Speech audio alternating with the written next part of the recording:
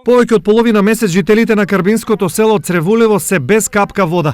Проблемот кој требаше да се реши пред една недела се уште е нерешлив за јавното предпријатие Плачковица, а ветената вода на екстремно високи температури ја нема.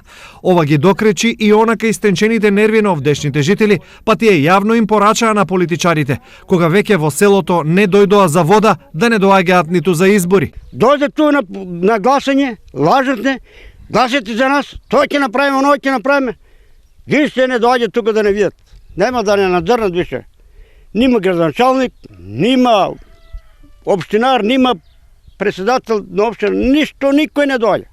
Кај да се жалиме, што да правиме дека дојдеме? Според првичните проценки на вработените во јавното предпријатие Плачковица, проблем беа неколку дефекти долж водоводното црево, но сега проблемот се префрлил во горниот дел од системот за наводнување, каде е детектирана комплетна блокада на системот, на чие отстранување се работи.